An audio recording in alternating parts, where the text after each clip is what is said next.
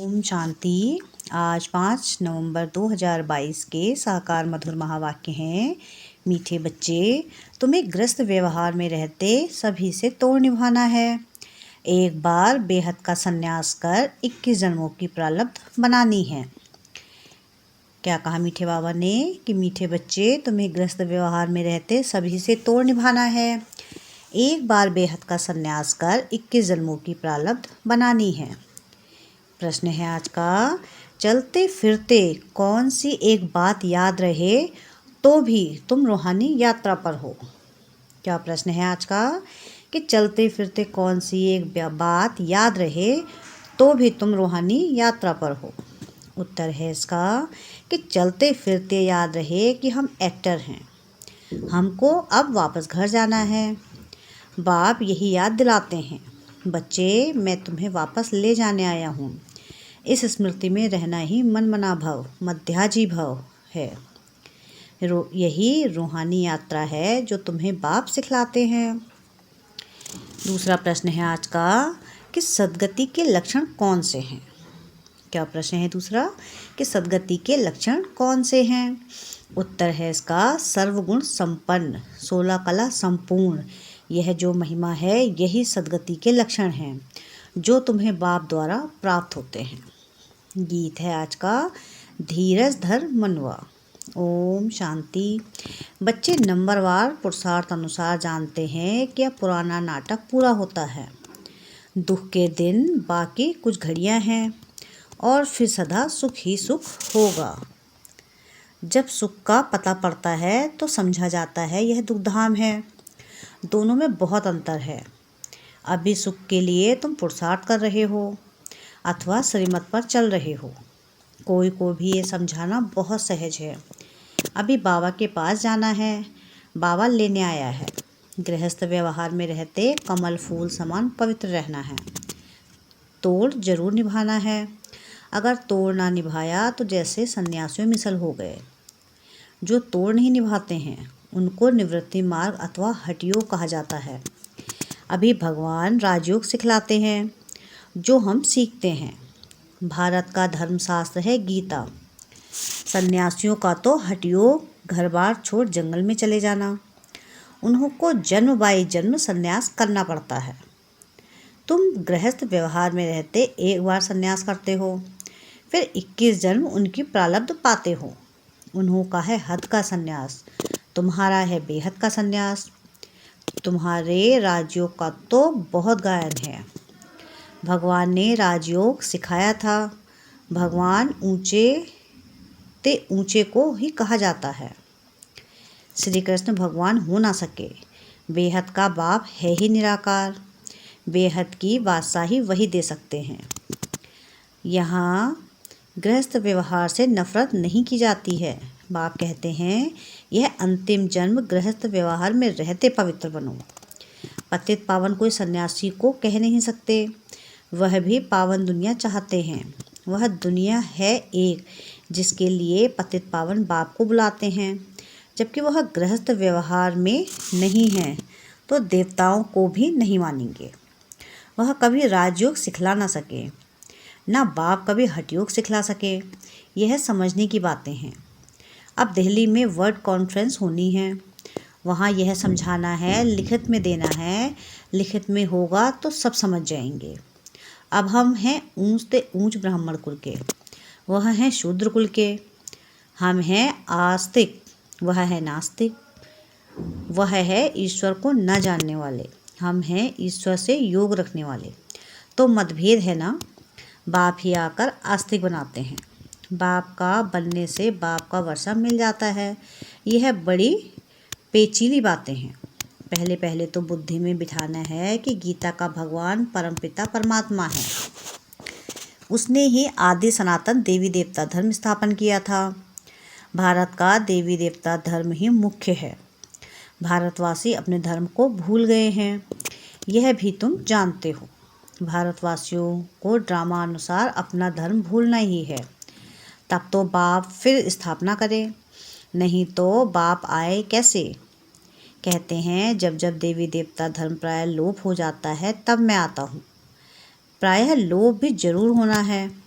कहते हैं बैल की एक टांग टूट गई, बाकी 3 टांगों पर दुनिया खड़ी है। मुख्य है ही 4 धर्म। अभी देवता धर्म की टांग टूटी हुई है, अर्थात वह धर्म गुप्त हो गया है। इसलिए बढ़ के झाड़ का मिसाल देते हैं कि फाउंडेशन सड़ गया, बाकी टालियाँ खड़ी हैं। तो इनमें भी फाउंडेशन देवता धर्म का है नहीं।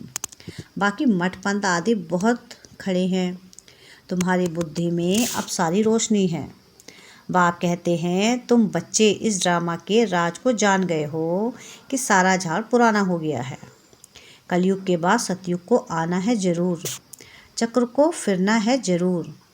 बुद्धि में रखना है कि अब नाटक पूरा हुआ है, हम जा रहे हैं। चलते फिरते यह याद रहे कि अब हमको वापस जाना है। मन मना भव मध्याजी भव का भी यही अर्थ है। कोई भी बड़ी सभा में भाषण आदि करना है तो यही समझाना है कि परमपिता परमात्मा फिर से कहते हैं, हे बच्चे, देह सहित देह के सब धर्म त्याग, अपने को आत्मा समझ बाप को याद करो तो पाप दग्ध होंगे। मैं तुमको राजयोग सिखलाता हूँ। गृहस्थ व्यवहार में रहते कमल फूल समान बन मुझे याद करो, पवित्र रहो, नॉलेज को भी धारण करो। अभी सब दुर्गति में हैं। सतयुग में देवताएं सदगति में थे, फिर बाबा आकर सदगति करते हैं। सर्वगुण संपन्न 16 कला संपूर्ण, यह है सदगति के लक्षण। यह लक्षण कौन देते हैं? बाप। उनके फिर लक्षण क्या हैं? वह ज्ञान का सागर, शांति का सागर है। उनकी महिमा बिल्कुल अलग है। ऐसे नहीं, सब एक ही हैं। एक बाप है, हम सब आत्माएं बच्चे हैं। अब नई रचना रची जाती है। हम प्रजापिता ब्रह्मा की सब औलाद हैं, परंतु वो लोग इन बातों को समझ नहीं सकते। ब्राह्मण वर्ण सबसे ऊंच है। भारत के ही वर्ण गाए जाते हैं। 84 जन्म लेने में इन वर्णों से पास करना होता है। ब्राह्मण है ही संगम पर। अच्छा, साइलेंस तो बहुत अच्छी है। शांति का हार तो गले में पड़ा है। एक रानी की कहानी है। अब शांति धाम अपना घर बहुत याद पड़ता है। चाहते सब हैं शांति घर में जाएं, परंतु रास्ता कौन बताए? शांति के सागर बाप के सिवाय कोई बता ना सके। बाप की महिमा अच्छी है। शांति का सागर, आनंद का सागर, मनुष्य सृष्टि का बीज रूप। कितना रात दिन का फर्क है। कृष्ण को सृष्टि का बीज रूप कह ना सके। बाप की महिमा ही अलग है। सर्वव्यापी कहने से महिमा सिद्ध नहीं होती। ऐसे भी नहीं परमात्मा बैठ अपनी पूजा करेंगे। परमात्मा सदैव पूज्य है, वह कभी पुजारी नहीं बनता। ऊपर से जो भी आते हैं वह पूज्य से पुजारी बनते हैं। पॉइंट्स तो बहुत है। अब देखो, आते तो कितने ढेर हैं, परंतु निकलते कोटों में कोई हैं, क्योंकि मंजिल ऊंची है। प्रजा तो ढेर बनती रहेगी, परंतु कोटों में कोई माला का दाना बनते हैं। नारद का मिसाल, तुम अपनी शक्ल देखो, लक्ष्मी को वरने लायक बने हो। राजा तो थोड़े बनेंगे, एक राजा की ढेर प्रजा बनती है। पुरुषार्थ करना चाहिए ऊंच बनने का। राजाओं में भी कोई बड़ा राजा, कोई छोटा। भारत के कितने राजाएं हैं, कितनी राजाइयाँ चली आती हैं। सतयुग में भी बहुत राजाएं महाराजाएं होते हैं।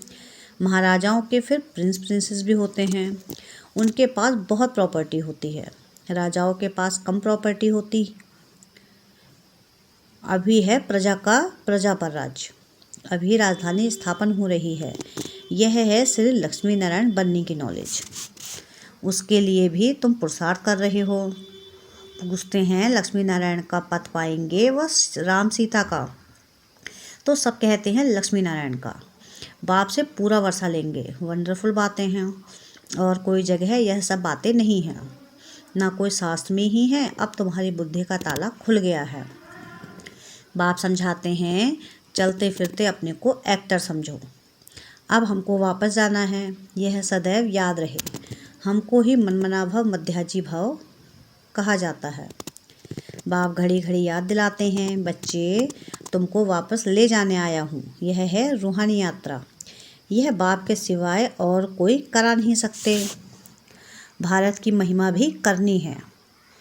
यह भारत होलीएस्ट लैंड है। सर्व के दुखहर्ता, सुखकर्ता, सबके सदगति दाता बाप का बर्थ प्लेस है। वही बाप सबका लिबरेटर भी है। यह बड़े ते बड़ा तीर्थ स्थान है। भारतवासी भल शिव के मंदिर में जाते हैं, परंतु वह बाप को जानते नहीं हैं। गांधी को जानते हैं, समझते हैं वह बहुत अच्छा था, इसलिए उन पर जाकर फूल चढ़ाते हैं, लाखों खर्चा करते हैं। अब इस समय है उन्हों का राज्य, जो चाहे सो कर सकते हैं। यह तो बाप बैठ गुप्त धर्म की स्थापना करते हैं। भारत में पहले देवताओं का राज्य था। दिखाते हैं असुरों और देवताओं की लड़ाई लगी, परंतु ऐसी बात है नहीं। यहाँ युद्ध के मैदान में माया पर जीत पाई जाती है। माया पर जीत तो जरूर सर्वशक्तिमान बाप ही पहनाएंगे। बाप ही रावण राज्य से छुड़ाए राम राज्य की स्थापना कर रहे हैं। बाकी वहाँ लड़ाई आदि की बात होती नहीं। अभी देखो, मनुष्यों में शक्तिवान क्रिश्चियन लोग हैं, वह सब पर जीत पहन सकते हैं, परंतु वह विश्व का मालिक बने, यह कायदा नहीं है। इस राज को तुम ही जानते हो। इस समय सर्वशक्तिमान राजधानी क्रिश्चियन की है, नहीं तो उन्हों की संख्या सबसे कम होनी चाहिए, क्योंकि लास्ट में आए हैं। परंतु तीनों धर्मों में यह सबसे तीखा है, सबको हाथ में कर बैठे हैं। यह भी ड्रामा बना हुआ है। इन द्वारा ही फिर हमको राजधानी मिलनी है। कहानी भी है, दो बंदर लड़े, माखन तीसरे को मिल जाता है। वह आपस में लड़ते हैं, माखन भारतवासियों को मिल जाता है। कहानी तो पाई पैसे की है। अर्थ कितना बड़ा है। मनुष्य एक्टर होते भी ड्रामा को नहीं जानते। इस ज्ञान को समझते फिर भी गरीब हैं। साहूकार लोग कुछ भी नहीं समझते। गरीब निवास पतित पावन बाप ही गाया हुआ है। अब प्रैक्टिकल में पार्ट बजा रहे हैं। बड़ी बड़ी सभाओं में तुमको समझाना है। विवेक कहता है कि धीरे धीरे वाह वाह निकलेगी, लास्ट मोमेंट में डंका बजना है।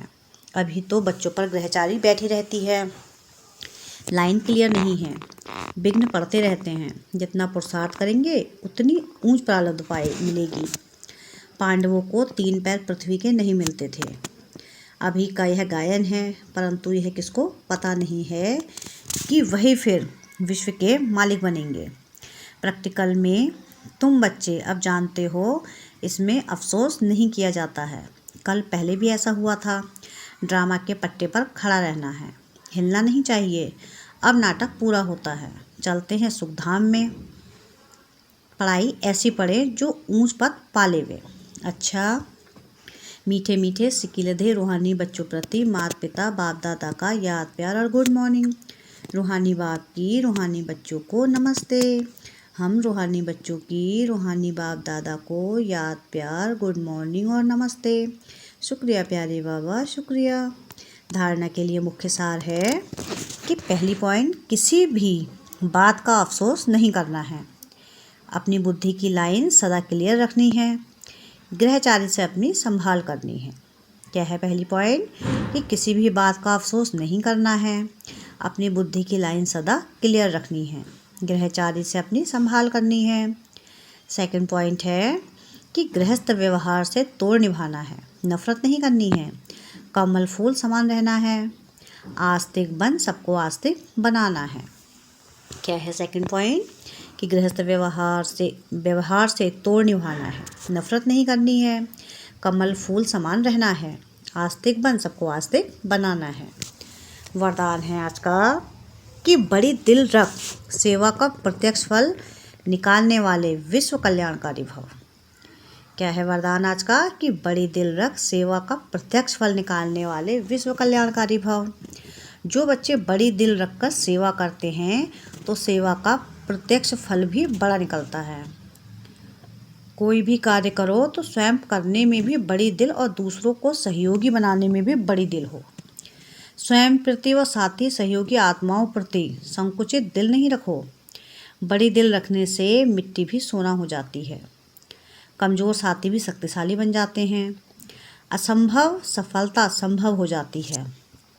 इसके लिए मैं की बलि चढ़ा दो तो बड़ी दिल वाले विश्व कल्याणकारी बन जाएंगे। स्लोगन है आज का कि कारण को निवारण में परिवर्तन करना ही शुभ चिंतक बनना है। क्या स्लोगन है आज का? कि कारण को निवारण में परिवर्तन करना ही शुभ चिंतक बनना है। मातेश्वरी जी के अनमोल महावाक्य। तुम मात पिता हम बालक तेरे, तुम्हारी कृपा से सुख घनेरे। अब यह महिमा किसके लिए गाई हुई है? अवश्य परमात्मा के लिए गायन है, क्योंकि परमात्मा खुद माता पिता रूप में आए इस सृष्टि को अपार सुख देता है। जरूर परमात्मा ने कब सुख की सृष्टि बनाई है, तभी तो उनको माता पिता कहकर बुलाते हैं। परंतु मनुष्यों को यह पता ही नहीं कि सुख क्या चीज़ है। जब इस सृष्टि पर अपार सुख थे तब सृष्टि पर शांति थी, परंतु अब वो सुख नहीं है। अब मनुष्य को यह चाहना उठती अवश्य है कि वो सुख हमें चाहिए। फिर कोई धन पदार्थ मांगते हैं, कोई बच्चे मांगते हैं, कोई तो फिर ऐसे भी मांगते हैं कि हम पवित्रता नारी बने। हर एक की चाहना तो सुख की ही रहती है ना। तो परमात्मा भी कोई समय उन्हों की आस अवश्य पूर्ण करेंगे। तो सतयुग के समय जब सृष्टि पर स्वर्ग है तो वहाँ सदा सुख है। जहाँ स्त्री कभी विधवा नहीं बनती तो वो आस सतयुग में पूर्ण होती है, जहाँ अपार सुख है। बाकी तो इस समय है ही कलयुग। इस समय तो मनुष्य दुख ही दुख भोगते हैं। बाकी जब मनुष्य अति दुख भोगते हैं तो कह देते हैं कि प्रभु का बहाना मीठा करके भोगना है। परंतु जब स्वयं परमात्मा आकर हमारे सारे कर्मों का खाता चुकता करता है, तब ही हम कहेंगे तो माता पिता।